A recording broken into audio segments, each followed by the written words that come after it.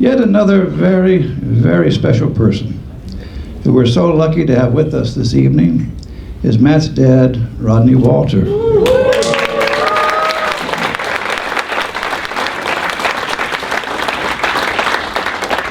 Though having retired from so many years of outstanding teaching and for mastering, leading the Texas history trips, overseeing our facilities, Rodney still selflessly visits the campus at least once a week to provide order to our archives. His attention to detail, his remarkable memory of the earliest of the days of Cistercian is an incredible gift to the school today, but will be for many, many years to come.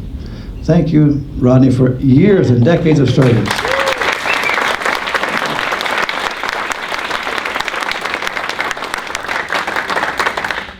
And finally, I am most pleased and most grateful to join you all this evening in honoring this evening's most deserving Jim and Lynn Maroney Award recipient, Matt Walter, class of '86. Congratulations, Matt.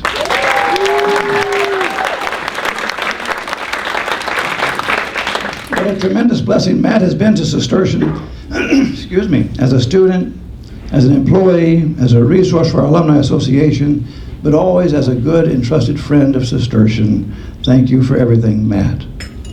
At this time, I ask Matt's brother, Rod Walter, class of '83, to please come forward at this time.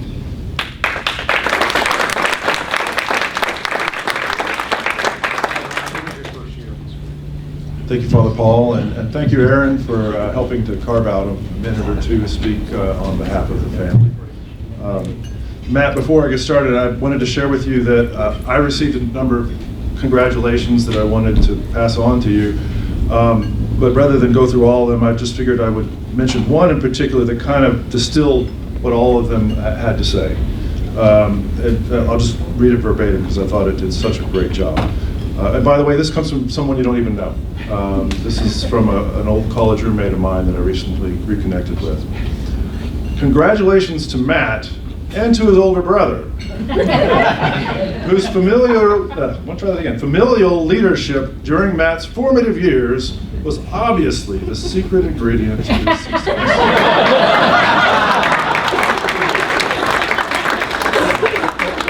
Enough about me. Seriously, Matt, obviously, I hope you know that Dad and I are very proud of you. And I trust and know in my heart that Mom and Bill are as well. You all probably would not be surprised to know that I am one of few people that have had the privilege of knowing Matt for 55 years. Sorry about your age, Matt. But, it says a little bit about my age as well. A vivid memory I have of Matt that he's not aware of until now is from when he was playing under-8 soccer. I was watching from the sideline, and I was taken by not only the fact that he was about a head taller than most people on the field, but he played with such intensity and determination. And I was really struck at that moment in my wise years of 10 or 11 that this was somebody to watch going forward. And of course, Matt's determination as he's grown older has transcended sports, as we've all been able to see. I know a few people who have shown such determination in their desire to bring forward the values of family and hard work and devotion to church and to our Catholic faith. Of course, our Father has set the bar for us. So we had a good model from the very beginning and still do to this day.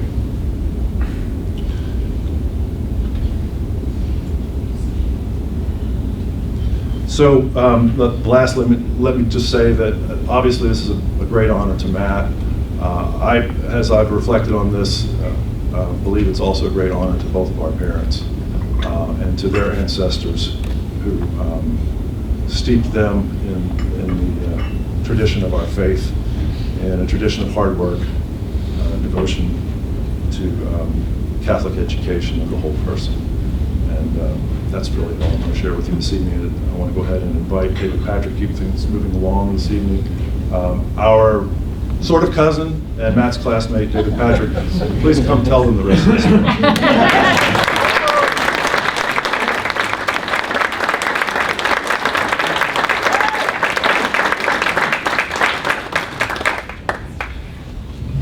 Hi, I'm David Patrick. I'm Matt's sort of cousin. But I'm also, well, hold on a second.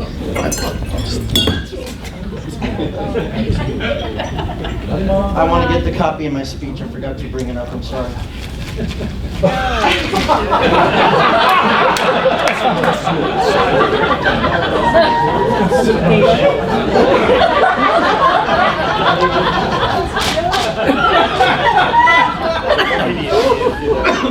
Excuse me. Father Abbot Peter, Father Paul, Cistercian fathers, faculty, staff, parents, alumni parents, friends, grandparents, acquaintances. Did I miss anyone? I first want to thank everyone for running the COVID gauntlet to be here. And I want to thank Aaron and Bridget for making such a fun, safe environment for everyone. I'm honored to be asked by Matt to present him with the 2022 Jim...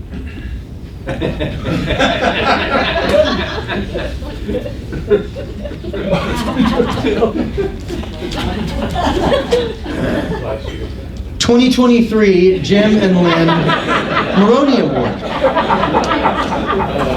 I'm also relieved that a member from our forum, as our forum master, Father Julius would say, the great Class 86, has won the award, because now the pressure is off of me.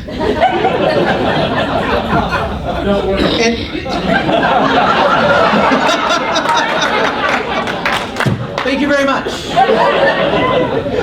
Set yourself up, my friend. Well, as you can tell from reading Matt's bio, in order to win this award, you have to have a love of Cistercian, a devotion to your career.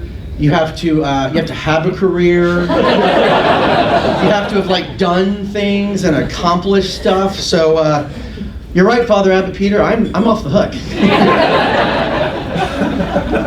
As many of you know, this speech is traditionally, it's been a roast of the recipient. The winner of the award picks one of his best friends, usually a classmate. He happened to have picked me, and we tell you about all the stories, the escapades, the chicanery, the tomfoolery, all the things that we did, the dirt, if you will. Well, those of you who know Matt, there is no dirt. So, Matt, come on up. Oh, wait.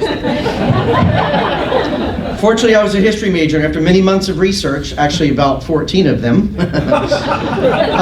rigorous investigation, I was able to actually dig up some dirt. And don't worry, this will be very appropriate. While there is dirt on Matt, those of you who know him, you know the dirt is not really that dirty. It's clean dirt. Rod, it's my turn. Later. Much later. It all began for me in August of 1978 when we arrived at Cistercian for First Forum.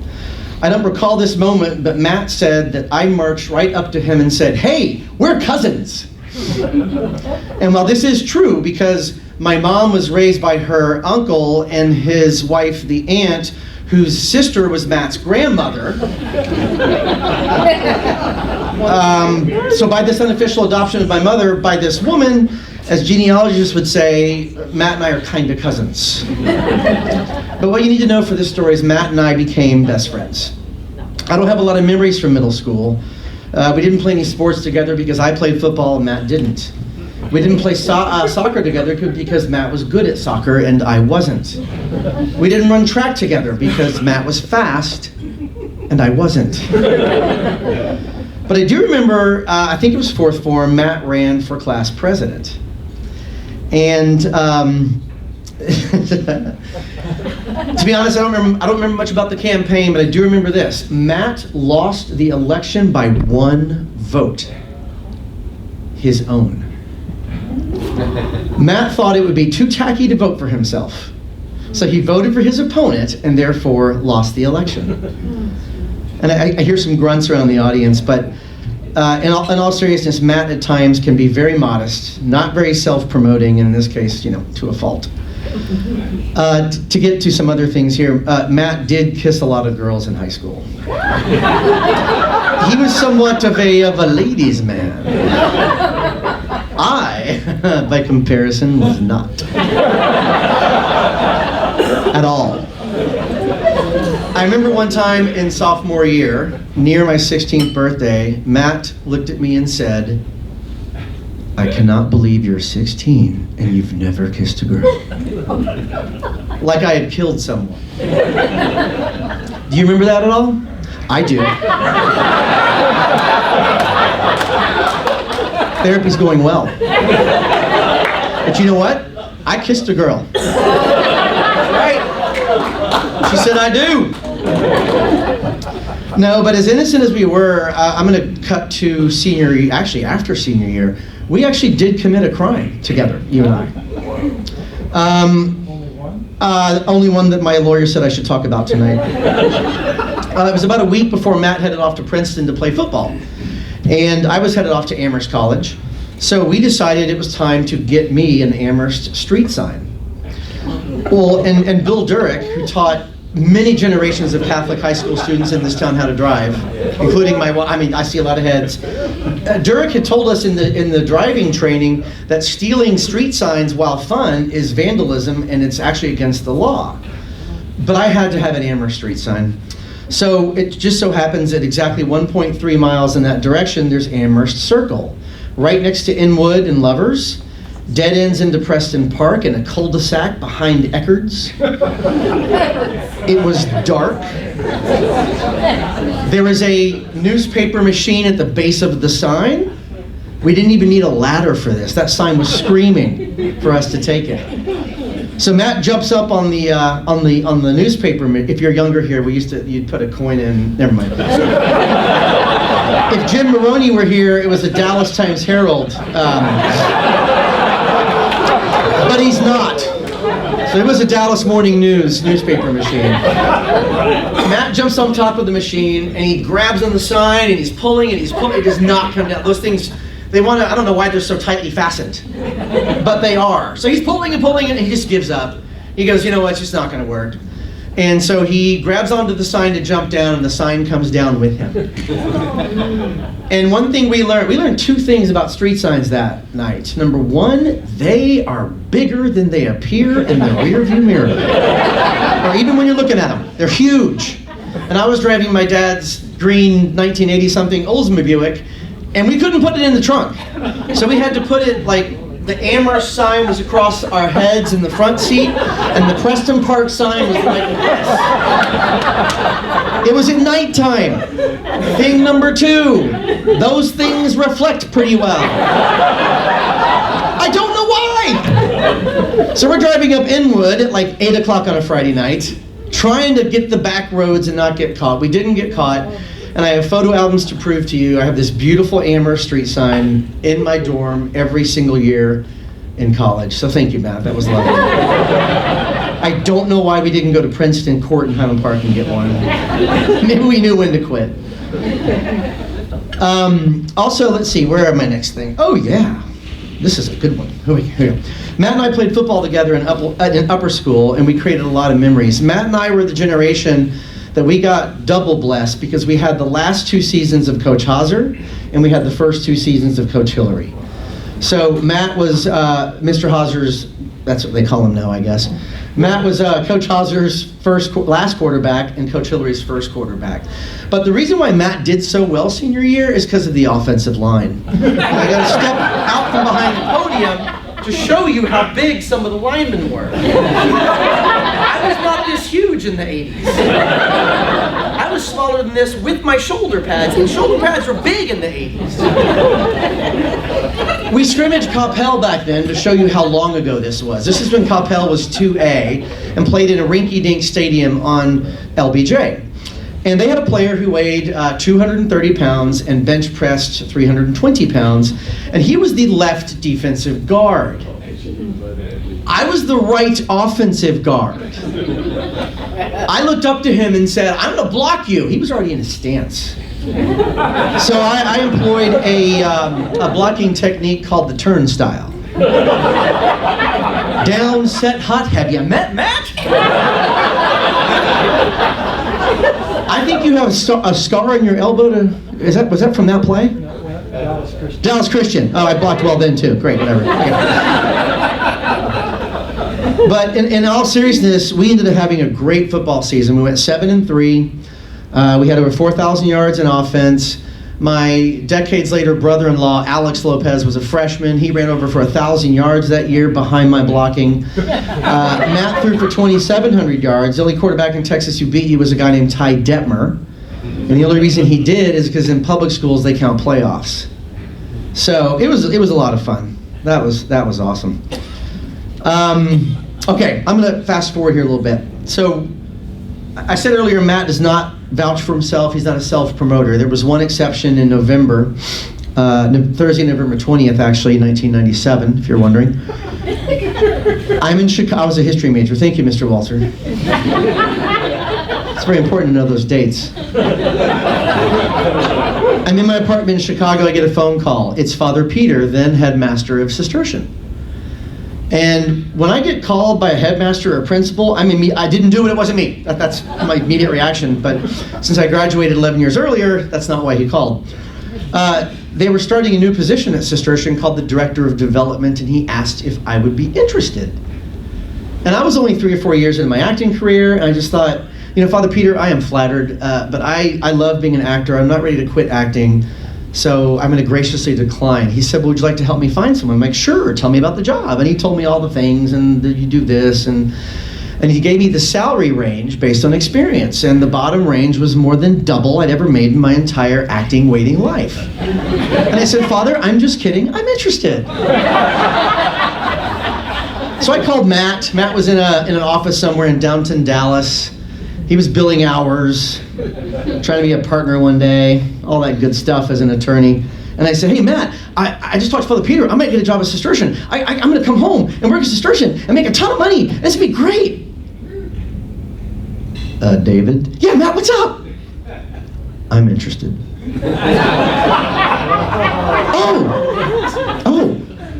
Oh, okay. Well, I'll tell Father Peter, and he's smart, he'll pick the best man. It took me 2 hours to realize I was not done acting. So I called Father Peter again and said, I changed my mind. I'm not interested, but Matt Walter is. And that led to Matt being the first development director at Cistercian. That led to what has turned into a multi-decade, fantastic career in education. And you're welcome. Had I been sick of acting or being poor, you wouldn't be here tonight. I would. Receiving the award, not giving it. Father Peter, you made the right decision. Okay, I had that scripted and went off script. Okay.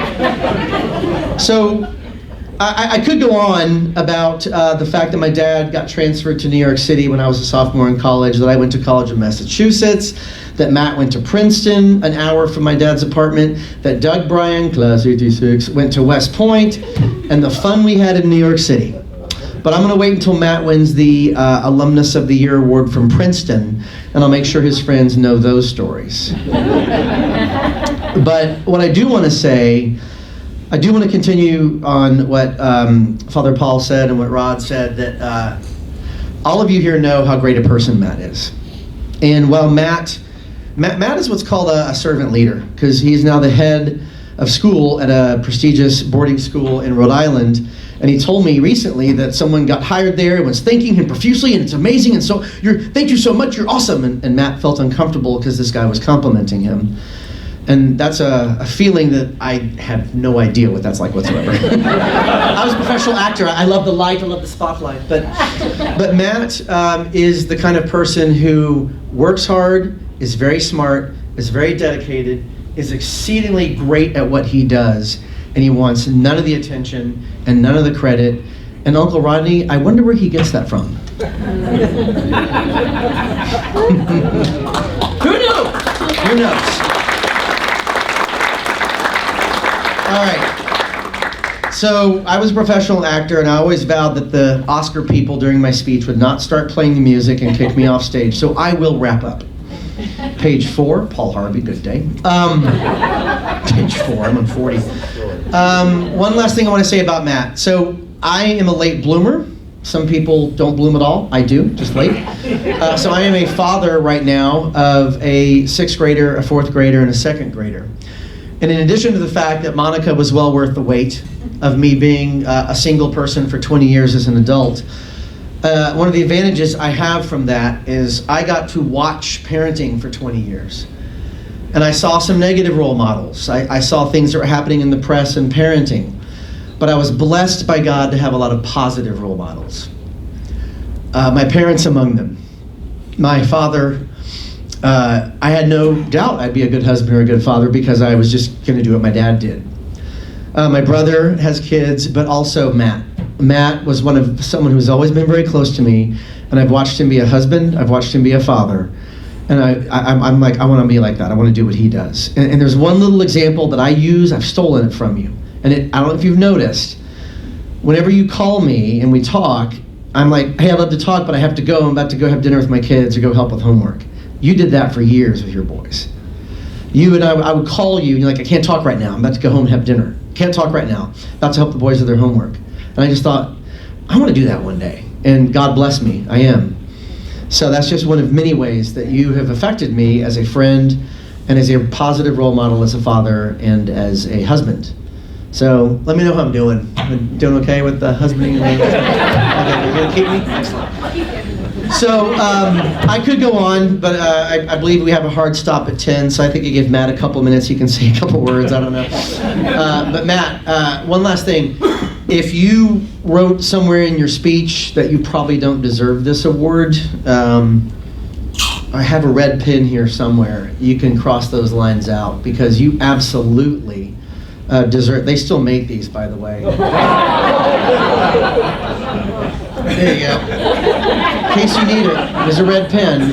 Anything self-deprecating, strike it out because you deserve this award. And you're an amazing person. You're a true gift to Cistercian. You're a gift to your wife. You're a gift to your family, to your boys, and to all of us. So please, Matt, come here and receive this award. And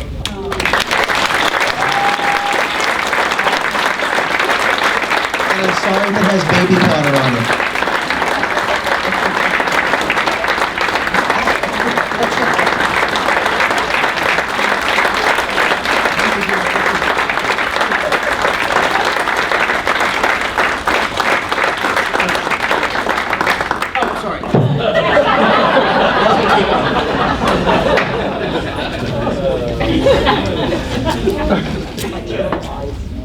Thank you. Is that your...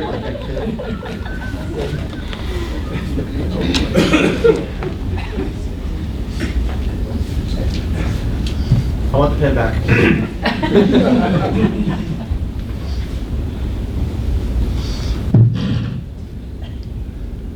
I'm probably going to read because if I go off script, I'll start to cry. Thank you, David, for those kind and thoughtful remarks. I couldn't ask for a better fake second cousin by unofficial adoption. I mean, best friend. Abbot Peter, Father Paul, Cistercian faculty, members of the great class of 1986, fellow alumni, family, and friends, it is with great humility and deep gratitude that I accept this year's Jim and Lynn Maroney Award. The award is given annually to an alumnus who, quote, whose spiritual commitment to Cistercian is very much aflame and whose dedicated work on behalf of the Cistercian family enkindles our hope for the future. If that describes me, then I have lived a better life than I deserve. Thank you to Jim Maroney for establishing this award in memory of his parents. Thanks too to Aaron Hart and the Development Office staff for putting together such a lovely evening. And thanks, and many thanks, to all of you for attending. I'd also like to recognize a few people who have played important roles in my life and who have passed on, but who I know are with us in spirit this evening. My godmother, Taunt Amelie, my godfather, Uncle Pete, my Taunt Dee Dee, my Aunt Judy, my Uncle Pat Patrick, my grandparents, my mother-in-law Anne, my brother Bill, my mother Libby. I miss you all. And of course, I'm particularly grateful to my friends and family who are here this evening, Monica and Carl Schwartz, Melinda and Chris Walker, Brenda Powers, Mike and Marie Deasy, Ann Patrick, Ton Ann, my classmates and their spouses, David and Monica Patrick, Doug and Megan Bryan, JD and Susan Bondi, Bill Gary, and Mike Stanzel. And of course, my brother Rod and his wife Paulette, my dad and his friend Ruth, my sons John Patrick and Matthew Thomas, and of course, my beautiful wife Paula. Cistercian has been a part of my life as long as I can remember. I can still recall sitting on the front steps of our home in Farmers Branch as a first or second grader at Mary Immaculate, my lunch in a brown paper bag by my side, anxiously waiting for my dad to pull up in the distinctive green bus for which Cistercian was known in the 70s and 80s. I couldn't wait to hop on board and join him for a field trip, likely with the class of '75. Those guys were probably in their early teens, but in my eyes, they were grown men. I specifically remember hanging out with a group of them at someone's farm, turning over rocks in search of scorpions. It's funny the things you remember. While still a first grader, I received First Communion in our family home from Father Melchior.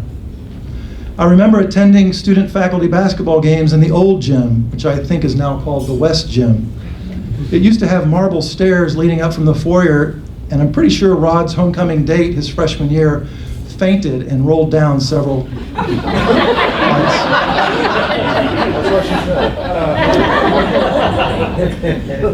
Anyway, during one of the student-faculty basketball games, my younger brother Bill and I got a little too rambunctious in the brown metal bleachers that used to be on the west side of the gym.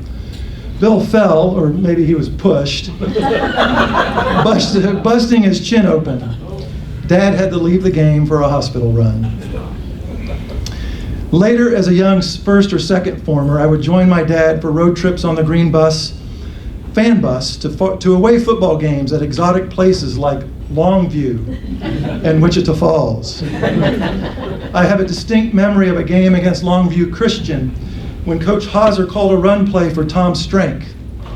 Pro left 43, I think. Tom broke through the line and scampered for a long touchdown, only to see the play called back because of a penalty. Undeterred, Coach Hauser called the same play, and Tom broke it again for an even longer touchdown. Later, when I traveled to some of these places as a member of the varsity football team, I would be overcome with the feeling that I had been there before, and it was because I had. I particularly remember having one of these deja vu moments getting off the bus at Tyler Gorman my sophomore year. We were treated by our host to music from the band Rush, playing over the stadium speakers as we got ready to warm up. Little did the Crusaders know that they were playing right into our hands, as Rush was a favorite of just about everyone on the team that year. It was the song Camera Eye, if I remember correctly. I remember being the holder for what was at the time a record-setting 52-yard field goal kicked by the late, great Greg O'Hagan, God rest his soul. Apparently, I was quite the athlete back in the day, like way back in the day. And by the way, we played football together in 8th grade. Thanks for remembering.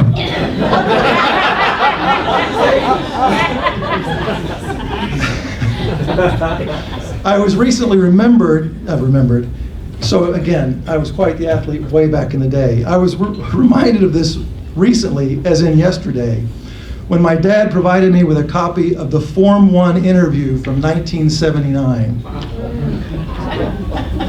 Artwork on the cover by Bob Ingram. Everybody remember Bob? It includes an article chronicling our Form 1 track meet that April, in which it is reported that I took first place in the 220, the 440, and shot put, and second place in the discus behind Frank Skanga and just ahead of Mike Stanzel. I reached by 6 inches. Apparently, I didn't place in 3 or 4 other events, but I can only assume I didn't participate in them. My relay teams also won the 880 and the mile relays. The article closes by saying, at this point, the score is 325 to 263, Walter and Valenzuela's favor, but there are 9 events to go. I have absolutely no memory of this whatsoever, nor do I have any idea what those 9 more events were or how things turned out, but there is evidence that I was a great athlete. Apparently, I was also quite the poet, having penned the following poem called Equality. I can't believe I'm going to do this. Equality by Matt Walter. Now remember, I was 10. There was no equality before, but now it's here forevermore. We need equality, we can't do without, or we'd kill each other, there is no doubt. So come on, America, love one another, because everyone, black or white, is always your brother. Everyone in this world is as equal as you are, even if they were born in a pickle jar.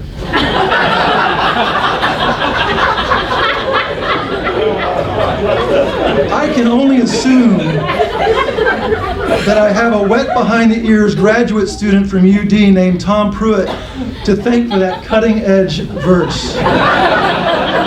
You see, Dr. Pruitt had taken over as our English teacher that year when Mr. Housewright had decided he had enough of us. So, thank you. The pickle jar.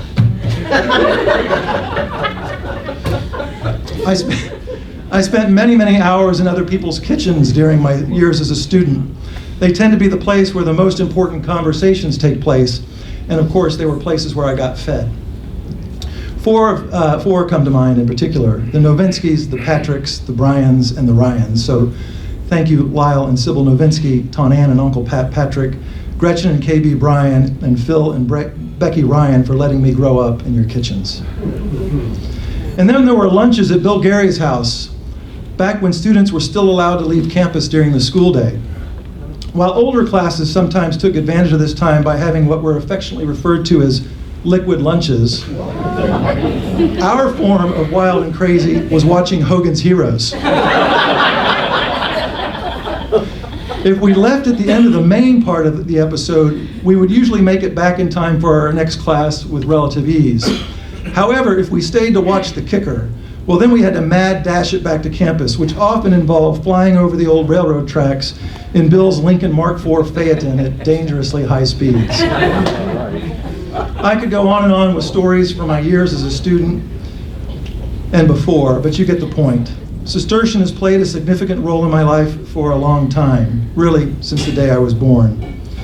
In fact, rarely does a day go by that I don't draw upon something that I learned or experienced at Cistercian. It is the touchstone, the barometer in my life against which all things are measured. When I arrived at Cistercian in the fall of 1978 as a bright-eyed first former, it seemed as if the school had been on the banks of the Trinity River forever. But in reality, the school was just starting its 16th year and would graduate only its 10th class that next spring. It was in many, many ways still a fledgling institution. For context, Abbot Peter was just 5 short years removed from his graduation in 1973 and had entered the monastery just 3 years prior. Father Paul was 10 years old like me. Jimmy Carter was president. And the Cowboys were still winning playoff games and playing in Super Bowls. Too soon? No. It's tough being a Cowboys fan in New England. They would go on to lose Super Bowl 13 to the Pittsburgh Steelers in January of '79 when Jackie Smith dropped the game-tying touchdown in the end zone. You never do get over some things. The reality of how young and precarious Cistercian was at the time was brought home to me some 20 years later, when as the school's director of development I had lunch with Brian Smith at Northwood Country Club. Mr. Smith, known as the Wolf, was legendary. He and his wife had sent several boys through the school, all of whom were older than me. And they, along with the Haggertys, Maronis, Thompsons, Hartnetts, and others, were instrumental in helping a group of Hungarian immigrant monks realize their vision of building a secondary school that would combine academic excellence with Christian faith, morality, and spirituality. Much to my surprise, Mr. Smith impressed upon me how perilous those early days were. There were times, he said, when we weren't sure we would make payroll. I was now 30 years old, and of course the son of a faculty member who was counting on that payroll, who started teaching at the school just 2 years after it opened. I began to understand in a new way, and even more importantly, appreciate all that went into making sure that Cistercian would realize its purpose.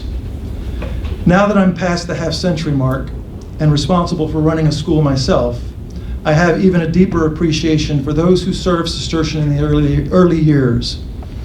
It took the combined effort and unwavering commitment of monks, benefactors, lay faculty, and yes, even the student body, to make sure the school survived from infancy to adolescence.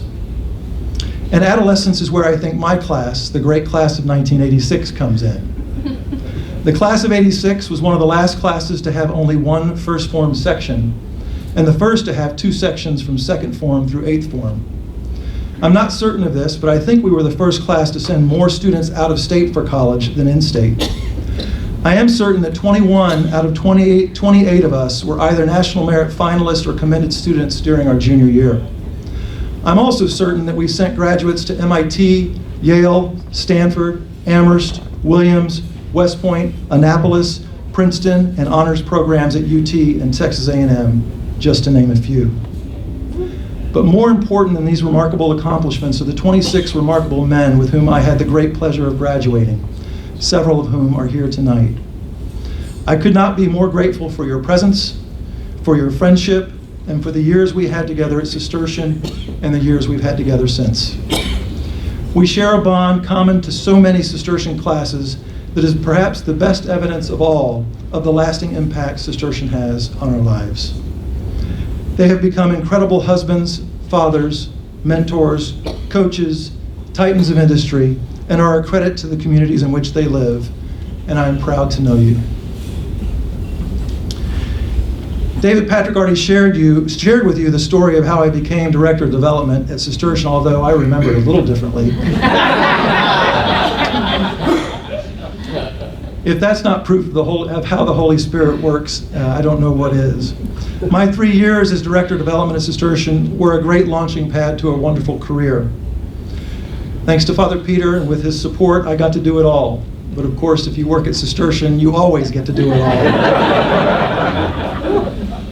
I ran an annual fund, conducted a major gifts campaign, drafted an investment policy, worked with the Parents Association, built a website, published the Continuum, drafted the Alumni Association Constitution, through the school's first major auction, organized alumni events, including this dinner, and planned reunions. It was fantastic. I'm particularly proud of the Alumni Association Constitution because I included in it a provision that allowed the association to name individuals as honorary alumni of the school. Little did I know that the first beneficiary of that provision several years later would be my own father, followed soon thereafter by Bob Hauser and Tom Pruitt. When Father Paul called me to ask if I would accept this award tonight, one of the reasons I quickly said yes was so that I could say thank you to some of my heroes. Cistercian has always been a place of heroes for me.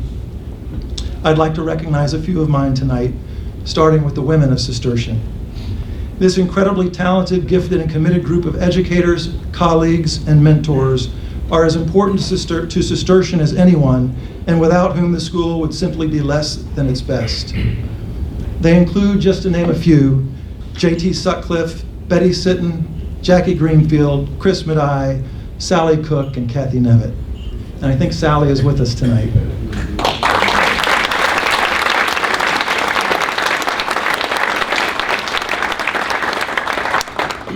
There are a few laymen I'd like to thank too. The aforementioned Tom Pruitt, who, as I said, came to us as a wet behind the ears graduate student, was a bit of a disciplinarian early on. I don't know how many times he told Moino, all right, you're gonna get a penance.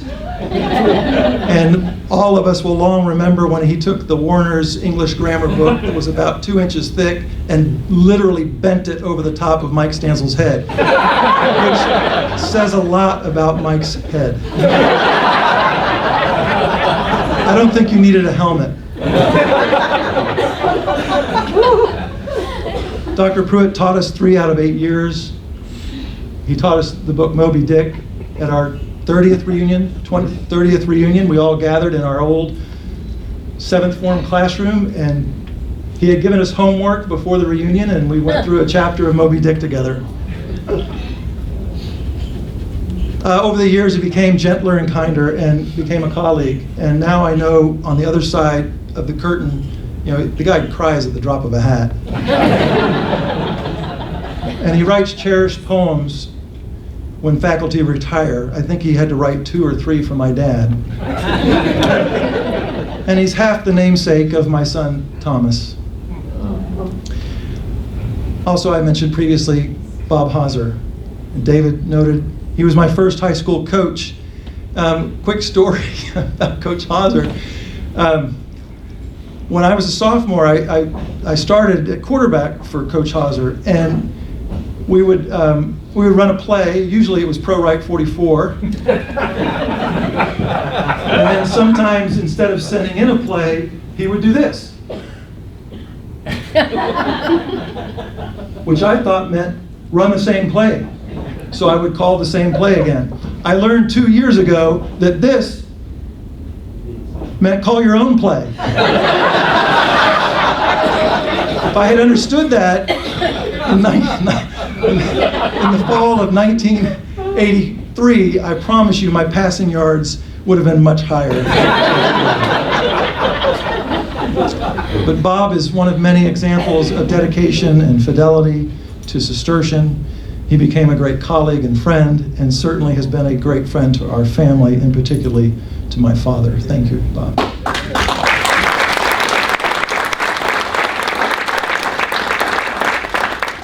Then there are the many monks who are a big part of my spiritual and intellectual development over the years. The firm but fair Father Dennis, the wise and patient Father Rock, the caring and confident Father Bernard, the warm and endearing Father Aloysius, the kind and gentle Father Henry, the loud and proud Father Gregory, and the steadfast and faithful Father Peter.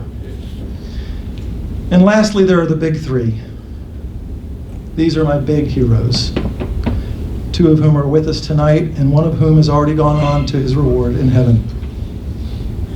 Oh boy. The first is Coach Hillary. What can I say? I was fortunate to be with him for his first 2 years coaching at Cistercian as a player, his first quarterback, and then again for his last 2 years on his staff as a coach. We had a special relationship, but then again, Coach had a special relationship with all of his players.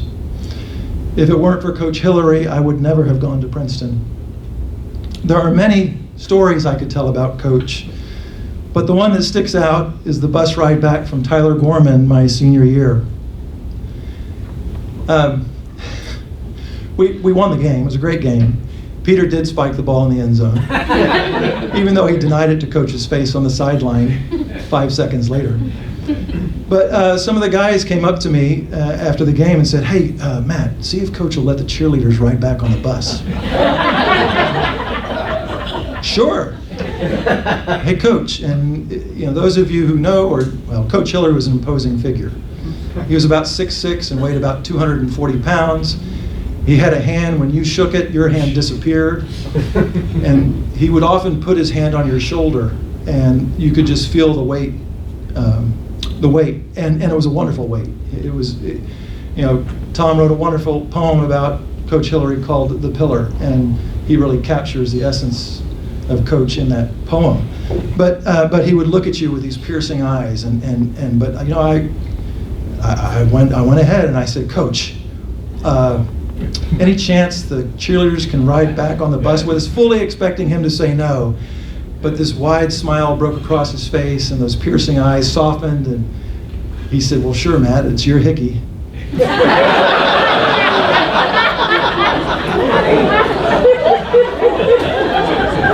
To this day, I really don't know what he meant by that. The thing is I wasn't even dating a cheerleader at the time. David, Doug, Stephen, and Peter were. So really, it was their hickeys, and you're welcome. I was fortunate enough to be able to say goodbye to Coach shortly before he passed. He was in the ICU, his wife Sheila by his side. A copy of the poem that he had asked every player who played for him to recite was sitting in a frame by his bedside. She asked me to read it to him. It goes something like this. If you think you are beaten, you are. If you think you dare not, you don't. If you'd like to win but feel that you can, it's almost essential that you won't. If you think you'll lose, you've lost. For out in the world you'll find success begins with a fellow's will. It's all in the state of mind. Yes, many a game is lost before ever a step is run, and many a coward fails before his work is begun. Think big and your deeds will grow. Think small and you will fall behind. Think that you can and you will. It's all in the state of mind. If you think that you are outclassed, you are. You've got to think high to rise. You've got to be sure of yourself before you can win the prize. Life's battles don't always go to the strongest and fastest man, but sooner or later, the man who wins is the man who thinks he can. Thank you, Coach Hillary. And then there's the saintliest person I know. He was a father figure who became a friend, a mentor, a spiritual director, you name it. As Virgil was to Dante, so too was he to the class of '86, leading us on our journey to adulthood. We should apologize again and again for all the trouble we gave him. The patience with which he watched us grow from boys to teenagers to young men is nothing short of a miracle. We have continued to benefit from his prayers, his wit, and wisdom for more than 35 years since our graduation. He married Paula and me, he baptized our oldest son, he helped us celebrate our 25th anniversary with a special mass last summer, and so much more. Of course, I'm talking about the man, the myth, the legend, our beloved Father Julius.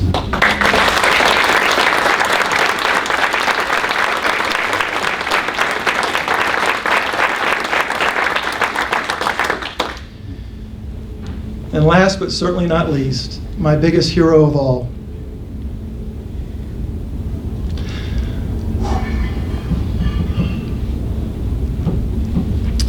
This is a man who started most work days at 5:30 in the morning by walking a half a mile, excuse me, by walking half a mile to a nearby grocery store parking lot to get the Cistercian bus he would drive for most of his career. He would then safely transport students to Cistercian, teach a full day, and some years coach, drive the afternoon bus route, sometimes giving 2/10 to boys when they misbehave. Come home and coach my youth soccer team, make dinner and the grade papers late into the evening. I had the great fortune of being taught by him 3 of my 8 years at Cistercian. First form social studies, third form Texas history, and 7th form AP American history. Once he made me clean the windows in our house as a punishment. And when I didn't do a good enough job, he made me clean them again, saying, "You never know, you might need to make a living cleaning windows, and it's my job to make sure you know how to do it right." He likes to tease me about my wife, Paula, reminding me that he met her first, and that the only reason she agreed to marry me was that she was lightheaded from climbing to the top of the mountain where I proposed to her.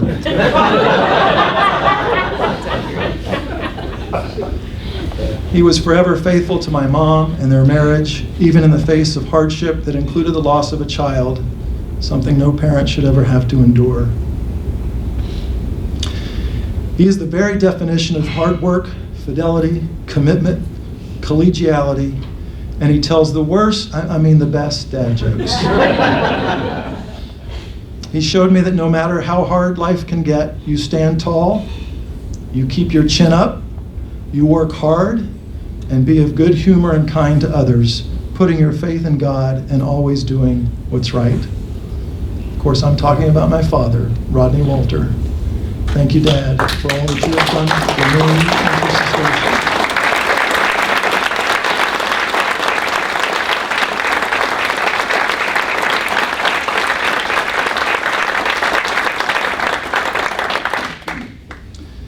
A colleague of mine in the humanities department at Portsmouth Abbey School recently wrote that in a Catholic school, literature becomes a means by which the Holy Spirit moves the student to love and apprehension of wisdom, thereby integrating what one reads with how one lives.